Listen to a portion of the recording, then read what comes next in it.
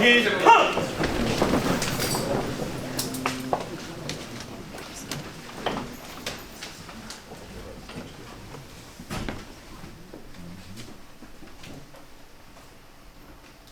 Eddie. 8 feet.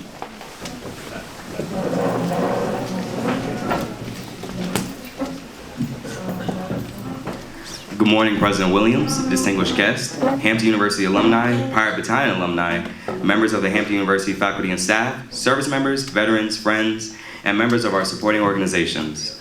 Welcome to Hampton University's military panel. I'm Cadet Martin McClung, a third-year political science major, military science minor from Detroit, Michigan, and I have the distinct pleasure of serving as the MC for today's event. Before we begin, please join me in a moment of silence for all service members and veterans who made the ultimate sacrifice and are unable to join us today.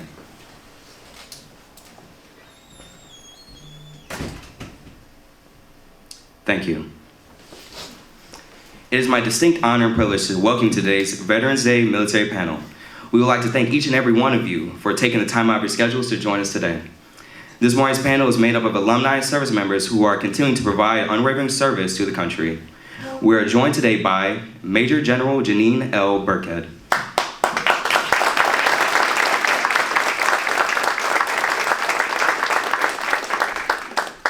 Major General Birckhead became the 31st Adjutant General of Maryland on April 7, 2023. Prior to her appointment, she served as the commander of the Maryland Army National Guard, while at the same time served as the Deputy Commandant for the Reserve Affairs at the U.S. Army War College.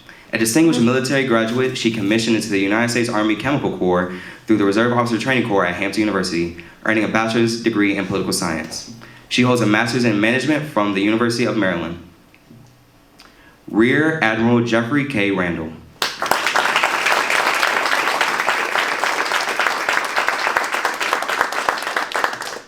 Rear Admiral Randall serves as the commander of the Force Readiness Command. He is responsible for leader development, training, and assessment. Prior to starting his current role, Rear Admiral Randall completed 1 year of academic and professional study at the Coast Guard's Military Fellow at the Council of Foreign Relations. He received his commission from the U.S. Coast Guard Academy in 1993, earning a Bachelor of Science degree in Civil Engineering.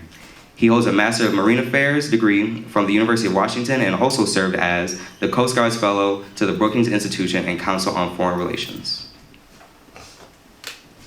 Colonel Andre M. Ingram.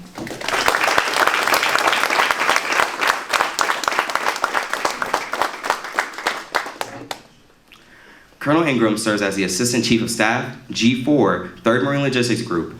Colonel Ingram is a 1998 graduate of Hampton University, a 2010 resident graduate of the Marine Corps Command and Staff College, where he earned a Master of Military Studies, and a 2013 resident graduate of the Joint Forces Staff College. He has also earned a master's degree in Transportation Policy, Operations, and Logistics with honors from George Mason University, and a Master's of Professional Studies degree in Logistics and Supply Chain Management from Penn State University's Smeal School of Business. Captain Alex Hampton.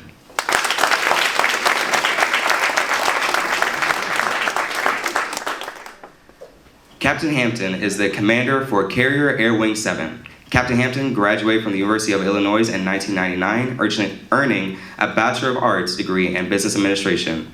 He was commissioned through Naval ROTC program and earned his designation as a Naval Aviator in February 2002. Captain Hampton attended the U.S. Naval War College in Newport, Rhode Island, earning a Master of Arts in National Security and Strategic Studies and graduating as a Gravely Scholar. Again, we would like to thank each of you for taking the time to be a part of today's panel. All of you have led very successful careers, each in very unique ways, and we thank you all for your continued service.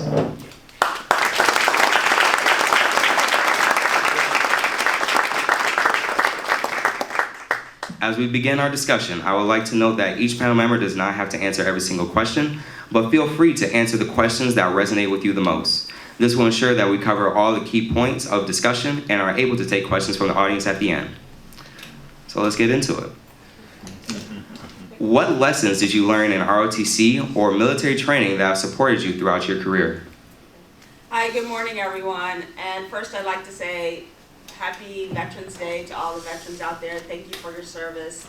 And just to get on my soapbox for a minute about that, it's not only thank you, but what's next. So make sure you're taking care of our unhoused veterans, our veterans who are underemployed, undereducated, need to make sure that they're going on to do bigger and better things because they love to serve. So don't forget that when you say thank you. A meal is fine, but a job is better.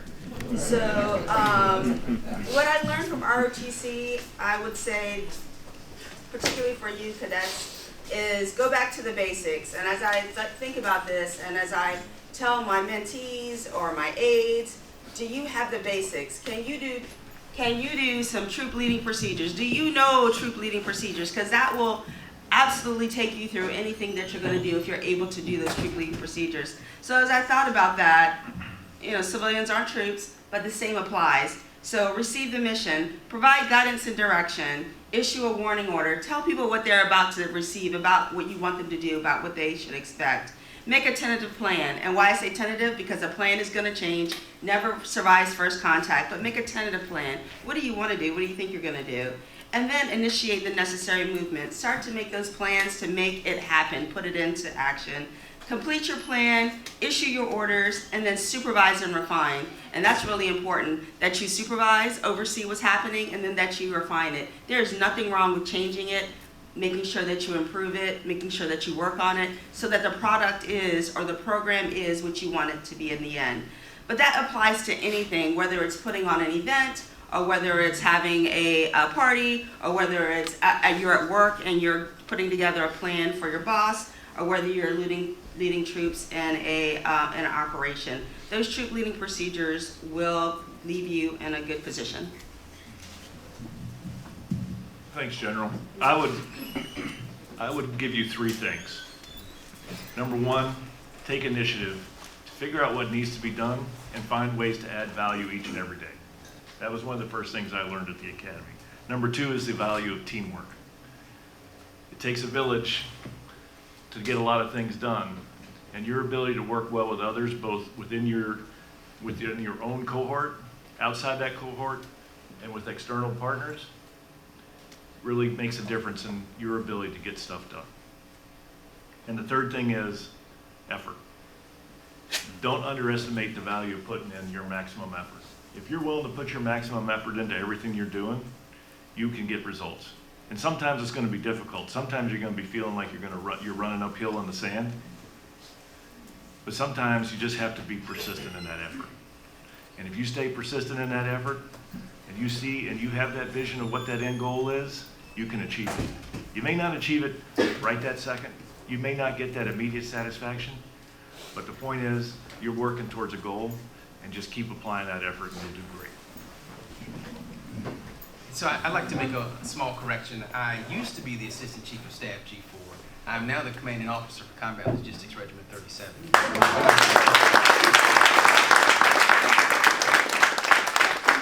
had to make that correction because I am quite proud of that job. I had my eye on it many years ago, so to have that opportunity now, yeah, it means a lot to me. But what did I learn? Success is not final, and failure is not fatal. That is a quote that's attributed often to Sir Winston Churchill. But I learned that here at Hampton, and I've lived it throughout my career. So success is not final. What that means to me is there will be opportunities when you win and when something happens for you. But you can't rest on that opportunity and on that win. All you've done is build yourself a platform on which to stand for your next reach and opportunity. So success is not final. Failure is not fatal. All of us are going to have setbacks. What you heard the moderator mention earlier was that I graduated in 1998, but I'm actually class of 1997. How did I get from starting and graduating in 97 to not commissioning until 98? I failed a lot, many classes, disenrolled from the Naval ROTC program. I had to stay for a super senior year. But in that failure, I learned a lot about myself and a lot about the people around me and the type of leader that I wanted to be. And so recognizing that even in that setback, my failure was not fatal. I was able to pick myself up, and I was surrounded by many mentors that helped pick me up, and many of them were here at Hampton University. And was able to get my career started and on the right path and move forward in a positive direction. So what I learned, I'll tell you again, success is not final. and failure is not fatal. So I know we said during the rules that we all are not required to answer the question. But I like this question, so I want to take the opportunity to answer. I think it's a matter of perspective as a young student in an ROTC unit.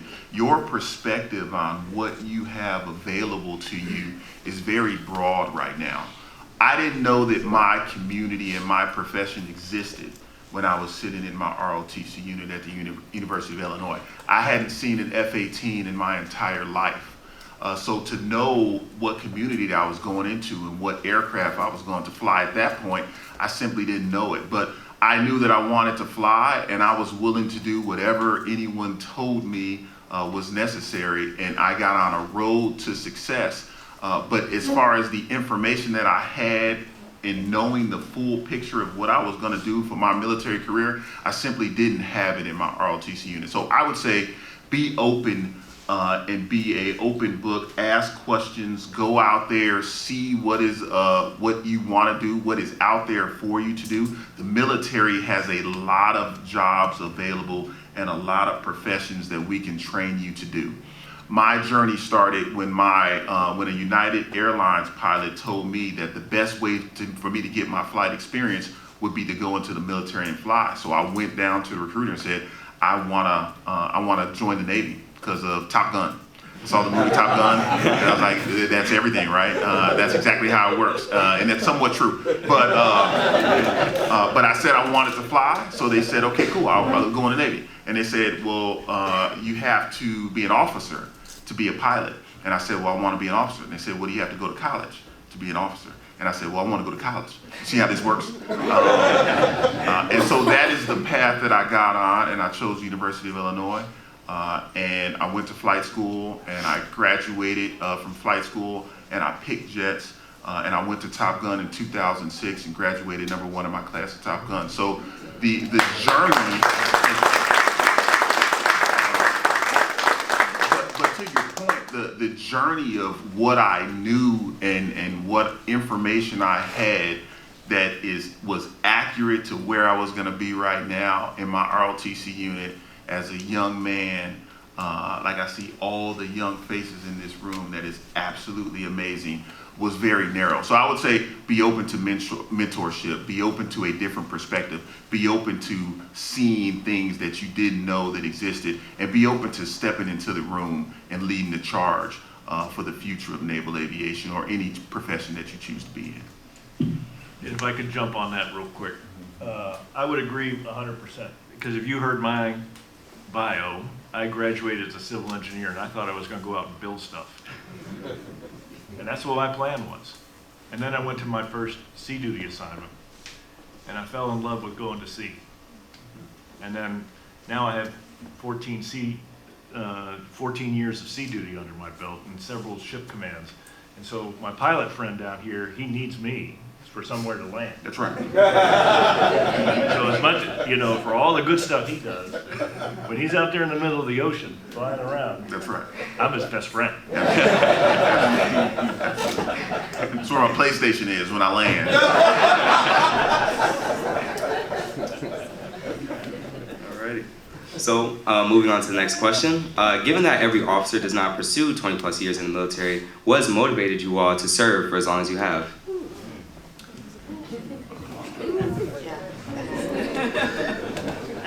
That's a lot, right? Because when you're going back to failure, sometimes it's I'm not going to fail. I'm going to get up and I'm going to do this again because I cannot end on failure. So I'm going to keep on going for the next 3 or the next 5 years. And then sometimes it's just you like service. What service are you going to provide to your nation and state? You like to lead. You like to train. There are opportunities in the military that you won't get anywhere else. You'll find training that you're not paying for. Bar none is the best training that you'll ever get. Talking about corporate training, training in the military is far above what you get in the corporate world, and you come out with those credentials. So I would say those are some of the things that led me to continue, and then certainly being part of a team. But I would say I'd go back to the failure piece. For me, I certainly wouldn't want to fail, and I know that there's something that I could do to improve where I am in life. So I'm gonna try, I'm gonna stay, I'm gonna stick it out. Let's give it one more chance. Let's see where it goes.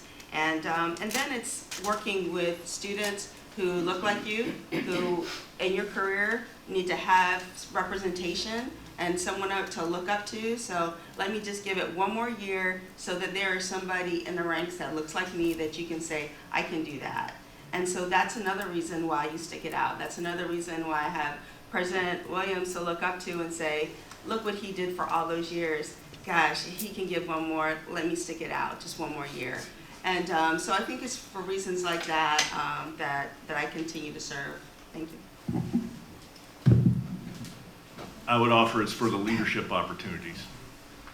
And I was in Charleston, South Carolina, playing golf one day randomly, come up on the tee box, and I met this gentleman. And we started talking, and I figured out what he did. He said he was the chief financial officer for Campbell Soup, lived in Philadelphia. And so I asked him, I said, so what would you do with a person like me? Because I was contemplating getting out of the service at that time, about year 28. I said, how marketable am I to go out into the corporate world at my age? And he looked at me and he says, we would snap somebody like you up in an instant, because we don't need technicians to lead technicians, we need leaders to lead technicians. We need leaders who know how to manage teams. We need people who know how to overcome adversity. We need people who can manage through challenging situations. That's what the military creates in individuals like no other place. Corporate America does a good job doing a lot of things, but theirs is based on revenues. The services do a great job of building and creating leaders, whether they're enlisted or officers. If you look at the professional military education you get throughout the duration of a career, it's second to none compared even to corporate America. And so I'd offer you that. And then the reason I stuck around is I felt a duty to train my replacement for the betterment of our nation. And I don't measure my success by what I accomplish. I look in my wake and see what my subordinates are accomplishing. Are they surfing, or are they drowning? And so it's about training my replacement and building the next generation of ship captains and leaders to keep moving our nation forward. That's a very good response from both of my panel colleagues here. I will say simply, I stayed because I get to be a Marine. I get to be United States Marine. I get to lead United States Marines. And I didn't know, it took me a while to realize that I had that in me. Really probably about 4 or 5 years, because as I mentioned, I'd had a couple of setbacks academically that I really was concerned about. But the Marine Corps taught me that I could be whatever I wanted to be if I decided that I wanted to make it happen and that I wasn't going to quit. And so they said, well, hey, if you want to hang around, do you want to go back to school? I said, me? Back to school? Have you seen my transcript? Absolutely, we'll send you back to school. And so I went to George Mason and graduated from there with honors. And so once I was able to get that leveled in my head, and realizing I looked around and found and saw that I was serving with some of the greatest people that our nation has to offer. And then I had an opportunity to lead those same people. And so I stayed in the Marine Corps and have for 25 years because I get to be a Marine. And that's about as simple as I can put it. So I'm going to do it again. I would say the goal was never 20 years for me. My goal was to hit I had an 8-year commitment. I learned my senior year of college that I had an 8-year commitment to the Navy. So I was like, wow, okay. I didn't know that before I actually signed that contract. So you have to read the contract. That's the first thing I would encourage. But I absolutely love my job. And I don't have a job, I have a career, and it's a difference. A job is something you go to 9 to 5, and then when it's 4:50, you're like, I got 10 more minutes before I go home. A career is something you stay until you get the job done. and there's a dedication, it's a difference. I love being an F-18 pilot. I flew yesterday from Pensacola, Florida. It took me 55 minutes to get here. I was going 550 miles an hour. I love my job. There is no other place that I would rather be than airborne in an F-18. It's a absolutely amazing experience. Like I said, I started this journey to be an airline pilot. I equate that to driving a school bus now. Right now, I'm driving for NASCAR. So I will continue to squeeze into that F-18 cockpit for as long as the United States Navy lets me. Right now, I'm the commander of an air wing. I have 80 aircraft under my command, 2,200 people. CAG-7 is the air wing that deploys on the USS George Herbert Walker Bush. We just came back from deployment in April. I was gone from my family for 8.5 months, and we had a fantastic time projecting power from the sea, from the Mediterranean Ocean. We've done 8 deployments in our career, and we've had the opportunity to live in some pretty fantastic places, to include Iwakuni, Japan.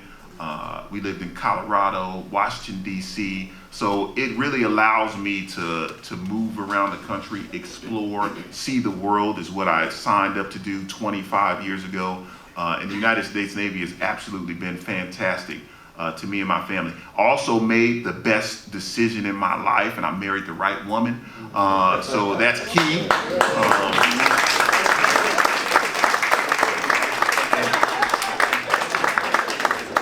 And which is right here, but I want you to stand up. So, yes, this is my wife, Eval.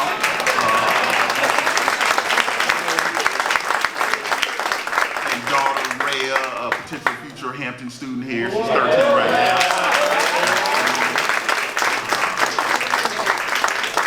But really, they have allowed me to continue my career. I think my wife actually enjoys when I leave and go on deployment and give her a little reprieve. So that is, I think, the key point. You have to marry the right person. You have to have the family that supports you, because it is a very hard job. It is arduous, and sometimes you need that support system behind you. So we've decided to stay for 25 years and counting right now because it works for us. But I would encourage everyone, whether you choose to serve 4 years, 8 years, 10 years, or 20, less than 1% of this nation has volunteered to support and defend the Constitution of the United States of America and serve in our military. So it is applaudable, it is commendable to serve any time in the United States military. 20 years has its benefits, but we'll continue to serve until they tell us I can't fly an F-18 anymore. Has there ever been a moment in your career that the mission or your orders have gone against your own personal beliefs and values? If so, how did you handle it? So I just want to step back to that question, a couple comments off of CAPT Hampton. So this week I celebrated 27 years of marriage. So definitely happy. 27 years. And then, you didn't ask this question about racial disparity, but I do want to talk about just disparities, because when I think about him flying an F-18, do you know how tall he is? and when I wanted to be an aviator, they're like, you're too short. So how does that work? And then it took me 4 hours to get here last night from DC, and it took him, what did he say? 55 minutes. 55 minutes? Because it was weather, I had to go a little slower. So we need to talk. So, reflecting on this question, last week I was down at the border visiting some of my soldiers who were deployed. My aviation unit is deployed at 7 stations down on the border. So you talk about values and beliefs, and I was reflecting on that mission that they're carrying out down there, how controversial that mission is, and how people who want to come to the United States of America for what our Constitution says, for the Statue of Liberty, what it means, for all those things and values that we hold dear. And so I think about the mission that they're doing on the border and having to deploy those soldiers there. And I have to make it okay with myself to understand that I raised my hand and I said, I will support and defend the Constitution of the United States against all enemies, and foreign and domestic. And I have to make it okay with myself to understand that many of those people that are trying to cross the border are not coming here as terrorists. They're coming here and they desire to have what I have. So I think that for me, I recommend that you take the time to reflect on your oath, to reflect on the mission that you've been asked to do, and not does it not comport with your values or beliefs, but where does it fit in with your values and belief, and you make that work for you and you make that work for the people that you're trying to support. So that as those people with families and loved ones are trying to come across that border for a better life, that we're doing all we can to treat them with dignity and respect and humanity, and then that comports with my values, beliefs. And so I think that that's how I deal with that. Thank you. Yeah, ships don't go 550 knots. I sometimes wish they did. We get 55 knots, we're doing good. Maybe. On a good day. Tailwind and the following sea. Two situations I kind of recount. To the general's point here, they're doing it on land, we're doing it at sea. And if you want to talk about an absolutely heart-wrenching mission, start interdicting folks that are trying to do economic migration to the United States by sea. There is a level of desperation. There is a level of just abject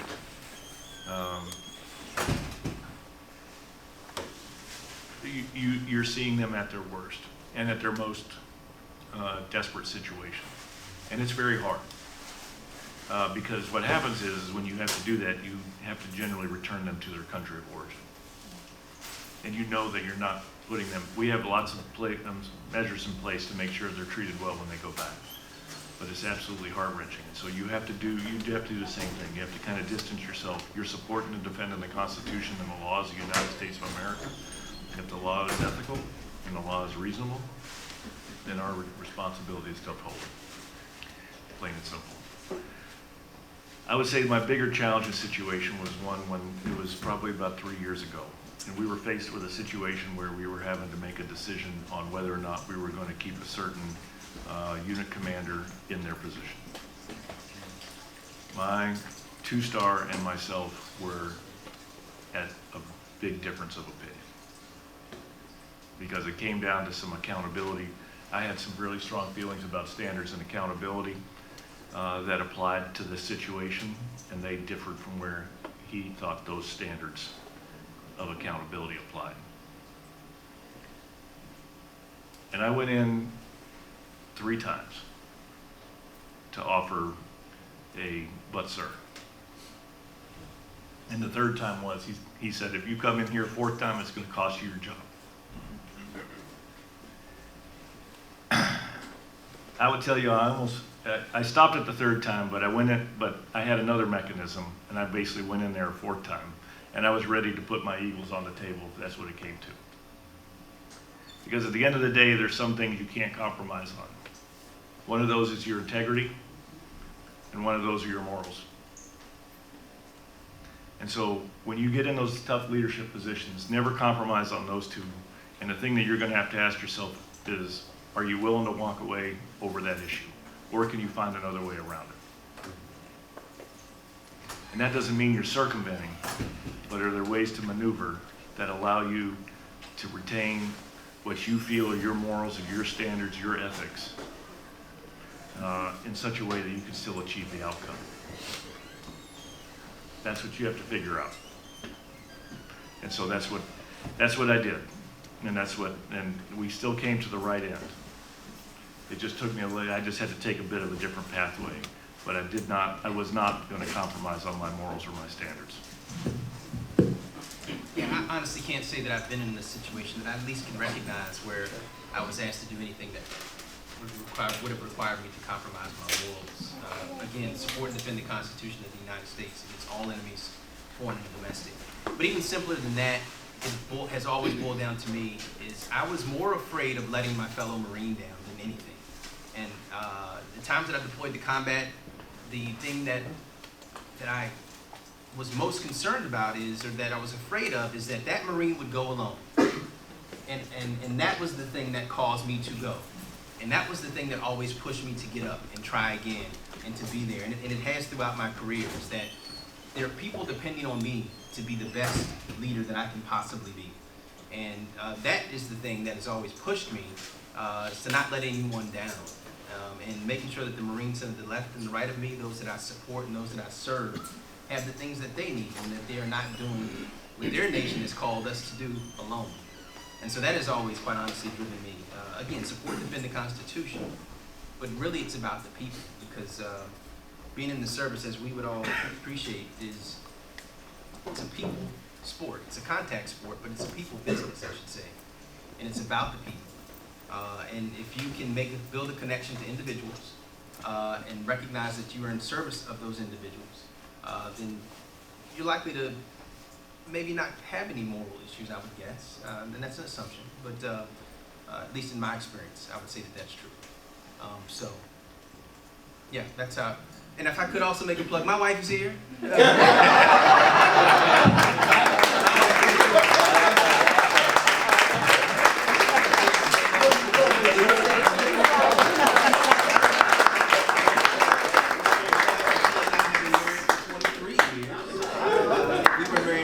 Hampton University Chapel. Oh. Yeah, so beat that.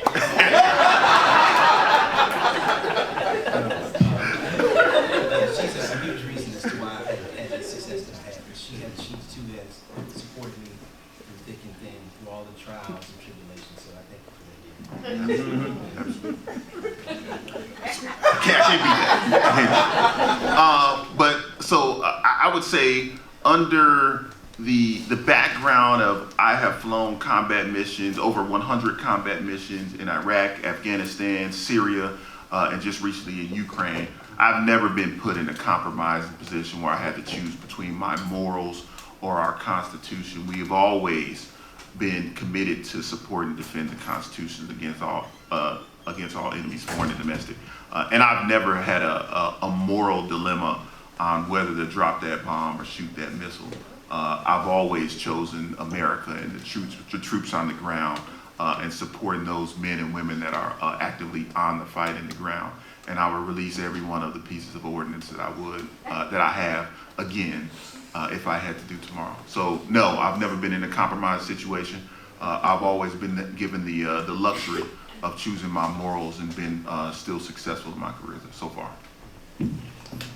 Let me piggyback on that, because that is a luxury for that F-18 pilot down there. Because, right, Marine? Because when you're on the ground, and I will give you Baltimore and Freddie Gray as an example, and you're looking at my fellow Marylander, a Baltimorean, in the face, and I'm telling you, you don't have the right to protest, or I'm in charge of 14,000 soldiers and airmen in Washington, D.C. after January 6th. Support and defend the Constitution, yes. You have a right to protest, yes. You have a right to want to be in Washington, D.C., the seat of freedom, and talk about what it is to you to protest what's going on in Washington, D.C. And then I'm there to, what am I there to do? Am I there to stop you? Am I there to turn you away? Am I there to suppress you? And so you have to consider all those things and then make decisions. And I may have to delay in dropping that bomb because that's a U.S. citizen I'm looking at across the way. So I think that that indeed is a luxury. And to you fellow Hamptonians and cadets out there, when those times come, I think it's important that you have someone to call and talk to about what decisions you're making that have been in those situations before. Again, I'll go back like a General Williams or John Gillespie. Why and how, what do you do to ensure that you're in a good mental place about what decisions you're making? So I think that's important. Thank you. Absolutely. So I'll piggyback on that a little bit. So because that's an important time. At that time, my job in the Pentagon was the Deputy Executive Assistant to General Mark Milley, Chairman of the Joint Chiefs of Staff. So I checked into that job 2 months before Freddie Gray. I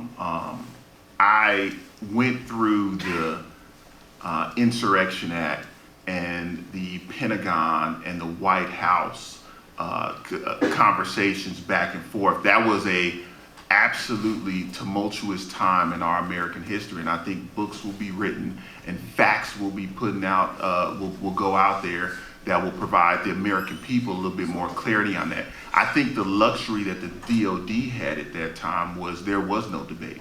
I think the separation between the National Guard, the DOD, the federal employees, the White House, the NSC, everybody thought differently about that. But again, I'll go back to our DOD mandate, the Constitution of the United States of America.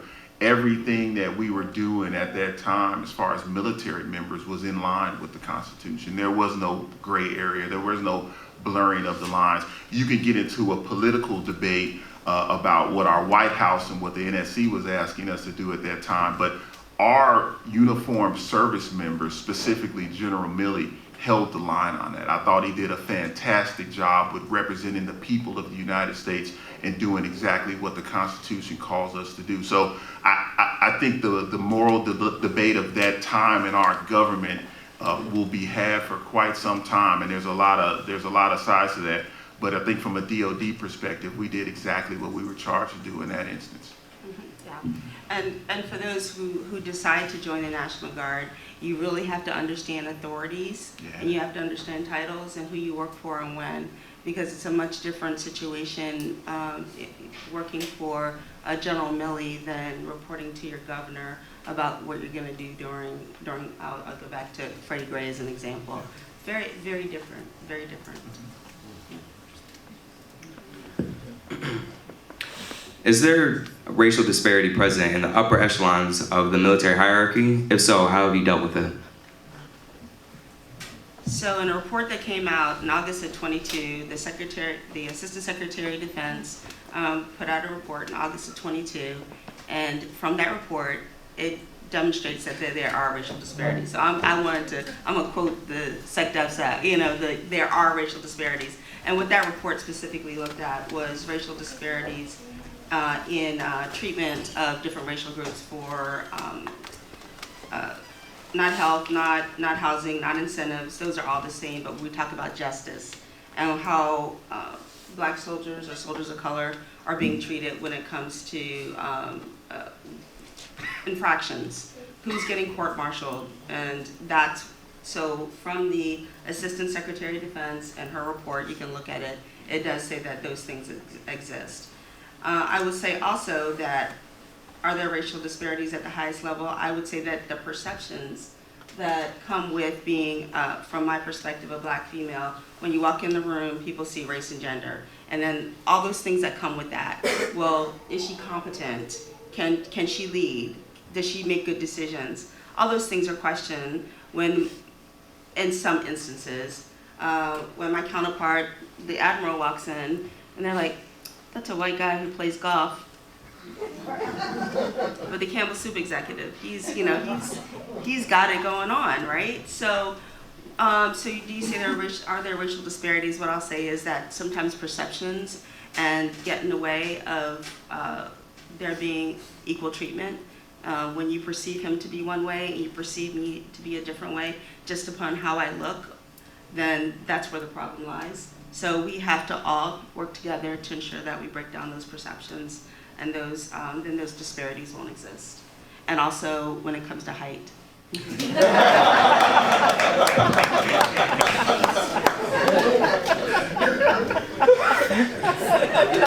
No comment. No comment.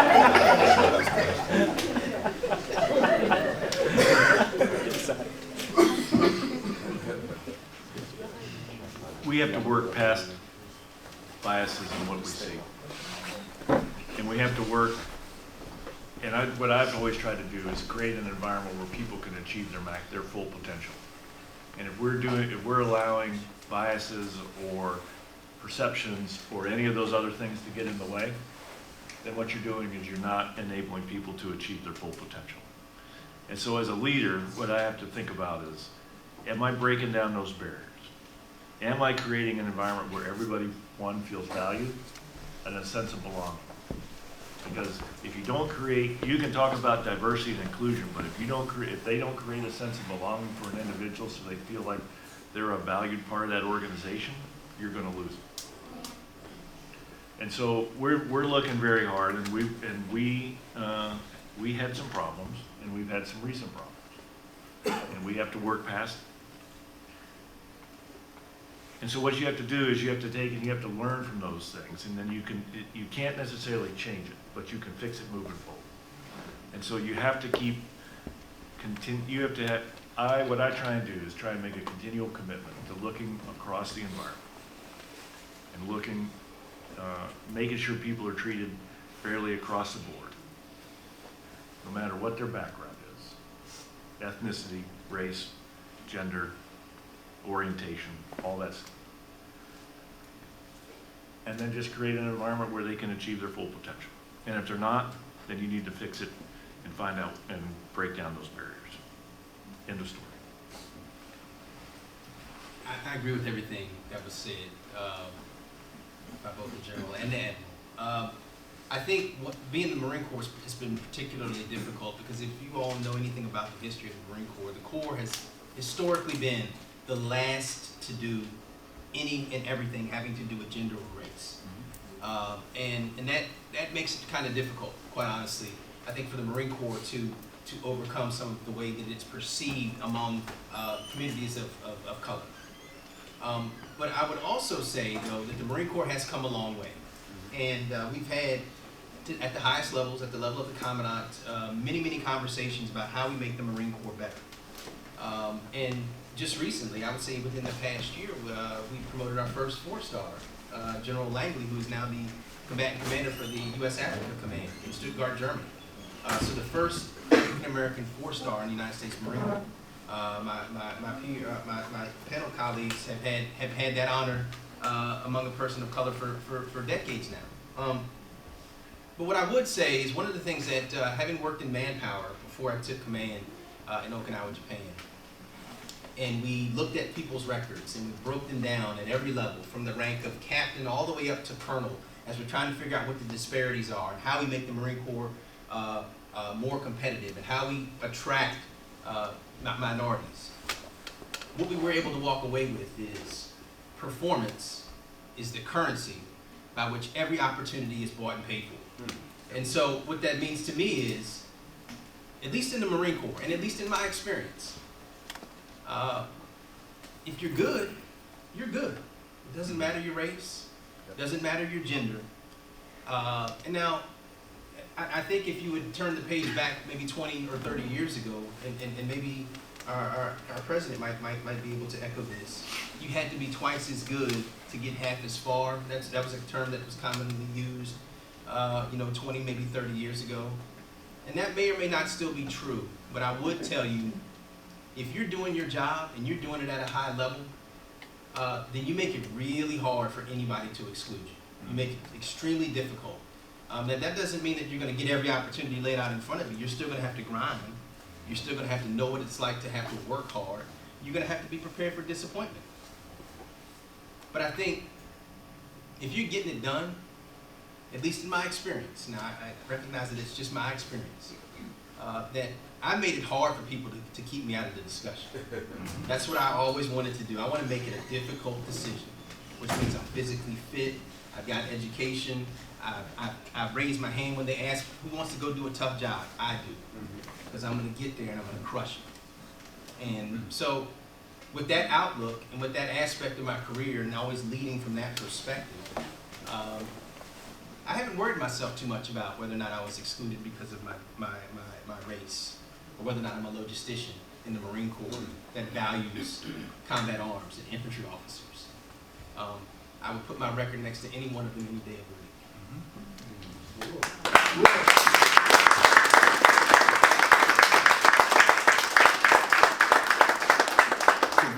Very well said. I would say to the question of, is there racial disparity?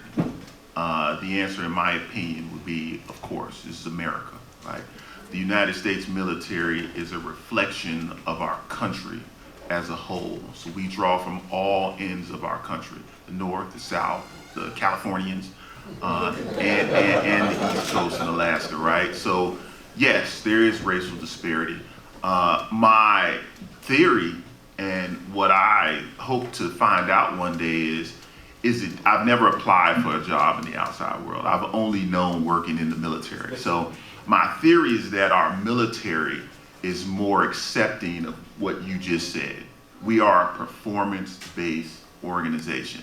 At the end of the day, when I hear the voice on the radio of the other F-18 pilots, I'm not wondering if it was a white guy or a Hispanic guy or a black guy, or if it was a female or a transgender. It doesn't matter to me. I want them to put their aircraft in the best position and support the mission that's going on. So in my experience, I 100% agree with you. Performance rules the day.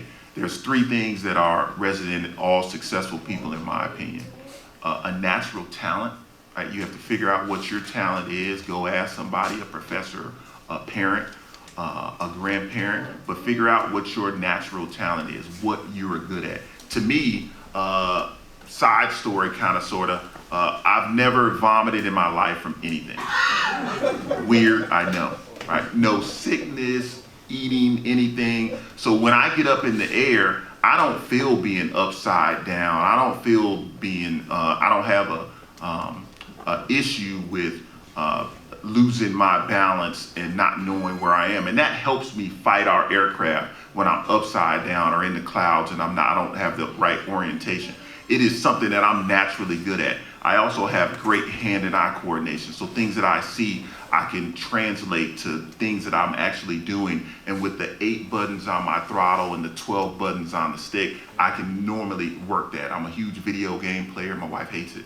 But I'm good at video games. That's just naturally what I'm good at. So nurturing your natural talent. The other one is hard work. Successful people work harder than people who fail, period, dot. They are there when the lights are off. They are there early in the morning when it's still dark outside. They are the hardest working people in the room based on my experience, right? Successful people. And then the last one is passion. You have to love doing what you're doing in order to do it well. If you don't like doing what you're doing, you're not gonna be the greatest at it. So if you possess those three characteristics and you're willing to be good at your profession, the United States military is going to give you the shot. I've always walked in the room with a chip on my shoulder. Every single squadron that I've gone into, I was the only black F-18 pilot. When I went to Top Gun, I was the only black person going through Top Gun at that time. When I was a CO of a squadron, I was the only black CO on the aircraft carrier. There's been 5 black air wing commanders in the history of the United States Navy. I'm the 5th. So I've always gone into every single job that I've had with a, hey, I'm going to be the odd person out in the room, but that's never been the case. I've always been the highest performing individual in the room. And it just so happens at the end of every one of those tours, my commanding officer or my ISIC, the person in charge of me, has always given me the credit I felt I deserved. That wasn't the case when I walked into it. I've always walked into it thinking, hey, I have to work harder, I have to be better. But that has helped me throughout my career.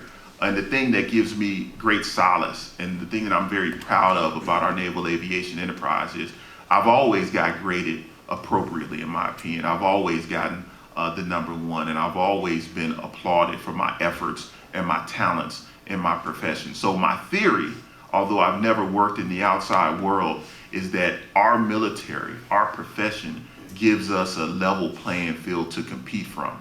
I will say that the big difference that I've noticed as far as racial disparity is when you are struggling, when you are not good at what you are doing, when you are learning and going through that evolutionary process, you can struggle. And you can get graded poorly. And so the struggling people in our profession don't do well. The people who are high performers naturally ride, the cream rides the crop type analogy. So that is something that I think we need to work on, the leveling of the playing field, because by definition, most people are average. but our average minorities are not performing on the same levels as the average majority. So I think that's something that we need to look at within the military. Hold on, I hate to pick on the captain. Go ahead. I got a good internal gyro too, but I still couldn't make aviation.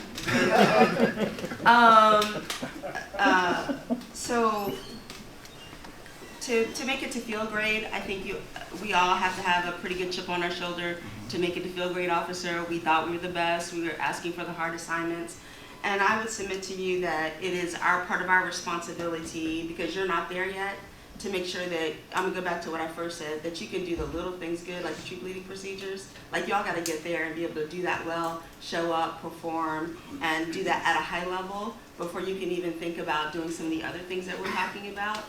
So please, I can't say enough, please learn how to do the small things well. Please learn how to do the basics before you can think you can run.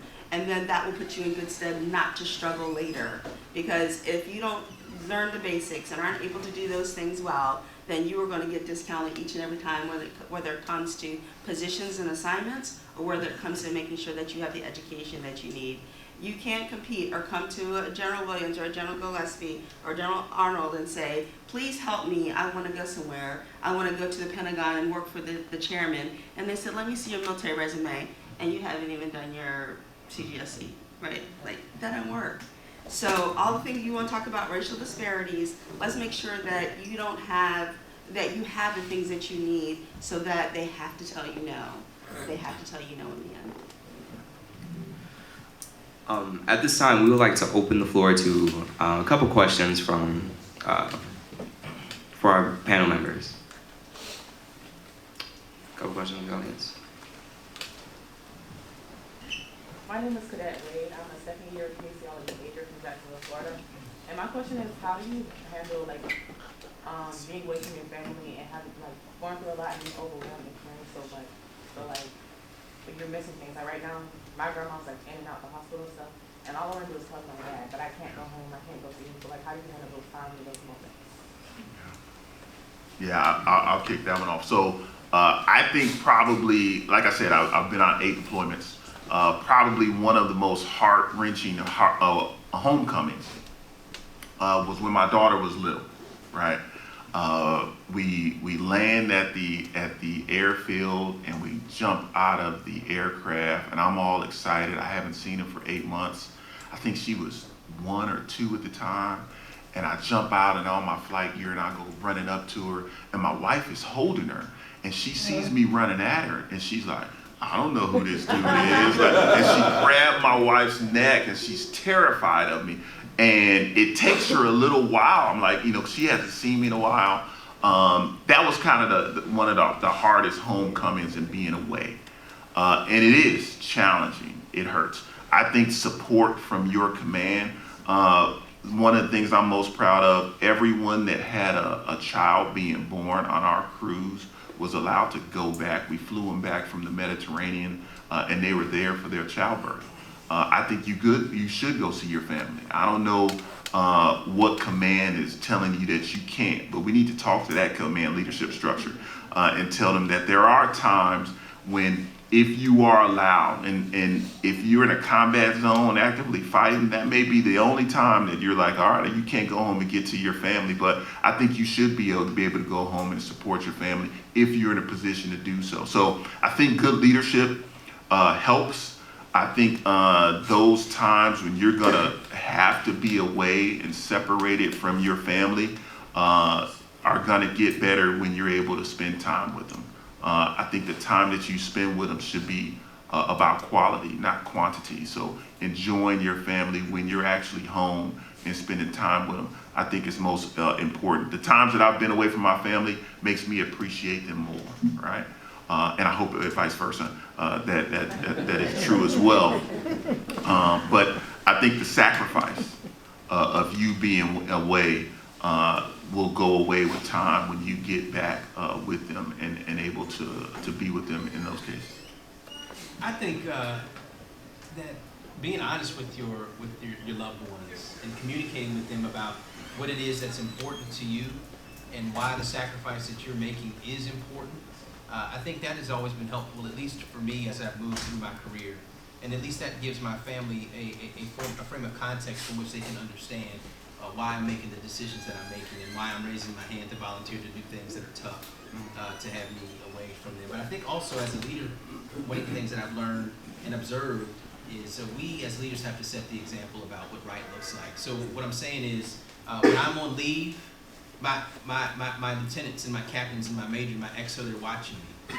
Is he on his email while he's on leave? Because if they see me do that, then that's what they will start to do, because they think that's what I expect.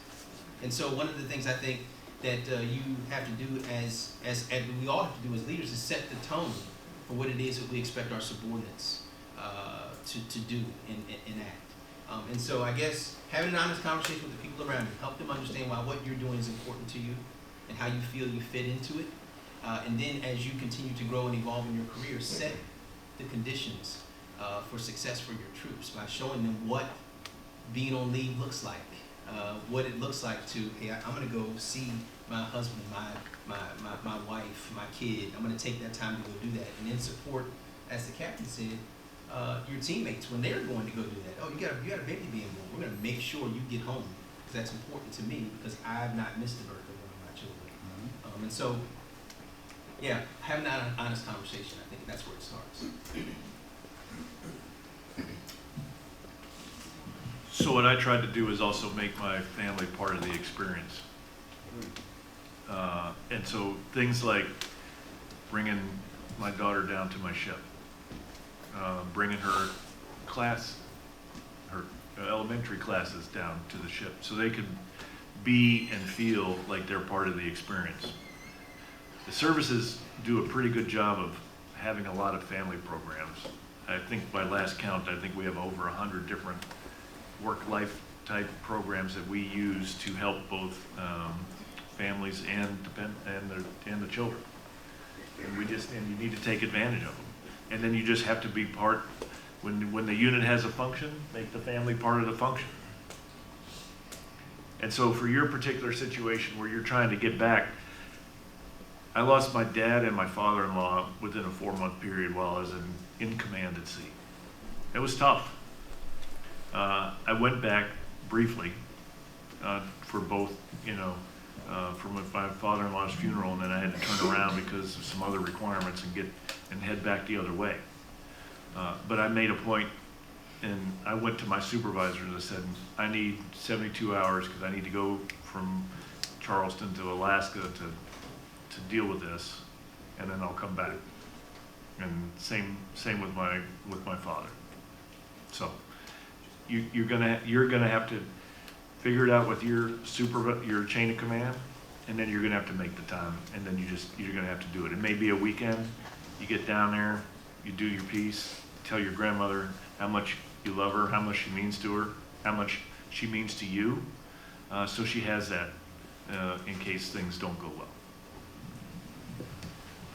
I'll echo everything everyone said, but just to make sure that you're communicating with the family early on about what it is that you have to do and what you're doing. You communicate your love and value to your family early on.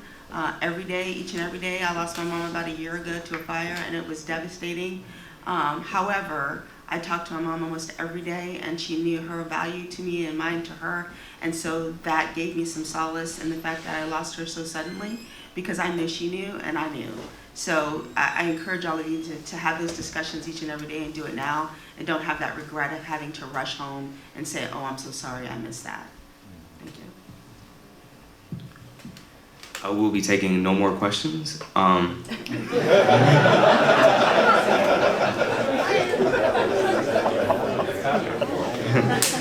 So we're going to close today's panel. So please give a round of applause to our guests.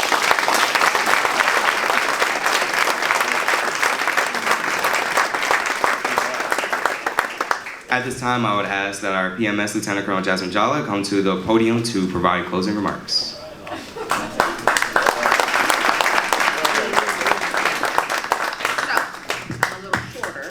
Just adjust this a little bit. Thank you, ma'am. I know. The shorties in the room. But good morning. There's bond going on here. There is. weak. You got my back, sir.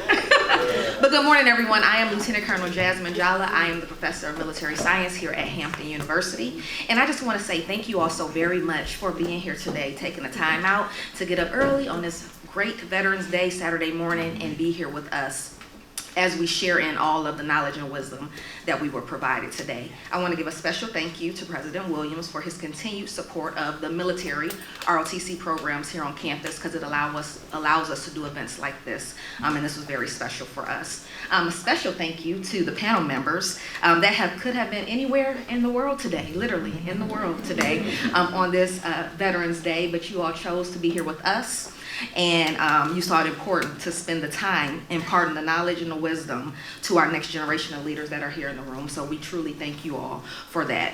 This was special. The wisdom provided certainly will set those that are in the room apart as they continue on with their growth and their development and they begin their military journeys. So the Pirate Battalion would like to present each of you with a token of our appreciation.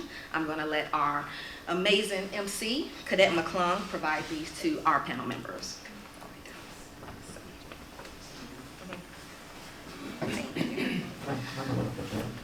So each one of you all get a Pirate Battalion bag, and it has a coin, a pen, and also a water bottle attached. So thank you all very much.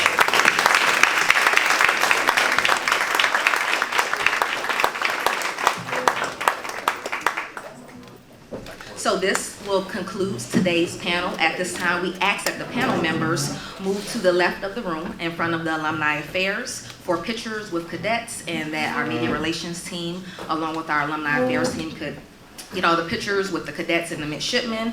And there are also refreshments to the rear of the room, and we'll ask you all to please enjoy. Thank you all for attending.